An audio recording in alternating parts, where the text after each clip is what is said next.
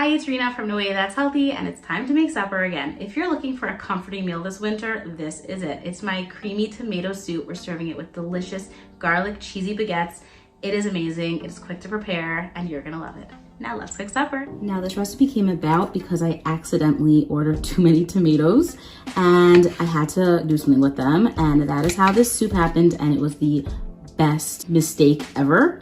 All you're going to do is take your tomatoes and quarter them, wash them well, and put them right into your pot. 2 large onions are next. Just slice those up. Add all that into the pot with the tomatoes. Now you need something to make this taste really good, and that is going to be butter. Sorry, it needs to go in there.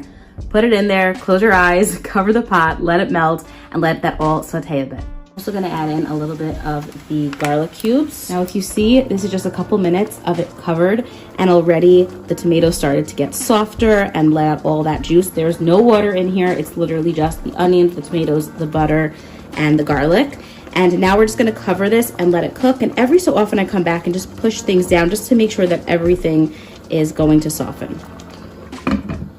Now for the bread. I have plenty of recipes for focaccia, quick rise bread, no knead bread, all of that stuff.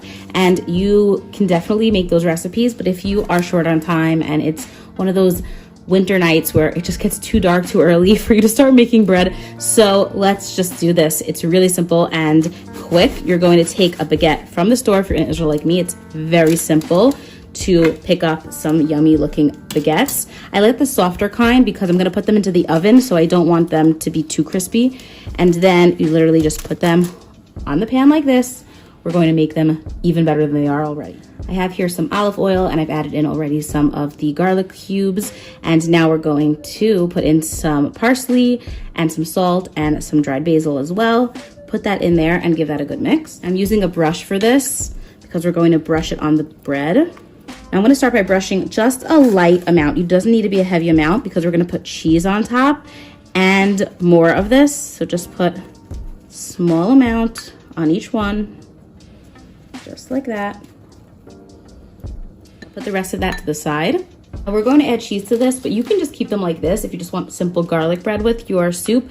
But tomato soup typically goes really well with like a grilled cheese, so that's why we're doing cheese on here. So if you want to, go for it. If you don't, no worries. Just sprinkle the cheese. Doesn't need to be a big layer of it, just evenly over the bread. Now that the cheese is on here, I typically put this into the oven about 15 minutes before I want to serve it with the soup so that it's nice and fresh and crispy. So easy. You literally can just prep it, leave it on the side, and throw it in the oven right before serving the soup. Now let's check on the soup. Look at that. No water needed. That means it's going to be so flavorful.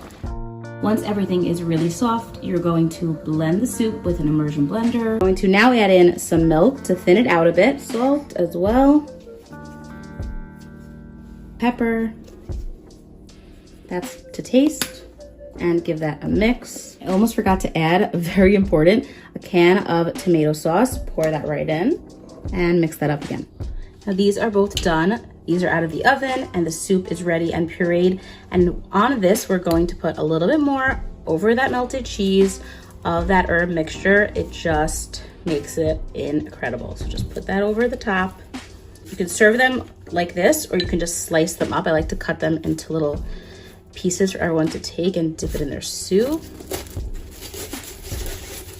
Look at that. And everyone just grabs one of these, dips it into their soup. Oh my gosh, heaven. Literally beyond delicious. If you have really picky eaters that don't like any texture in their soup, then I would probably recommend using one of these. You just literally pour the soup through and it will strain out the little bits of seeds or the skin of the tomato if it really bothers you. But I like that thick and creaminess to it, and that actually adds the thick and creaminess to it. If you remove it, the soup will be a bit thinner, but again, no texture in it, so that's totally up to you. Either way, this dunked in here is going to be a total hit.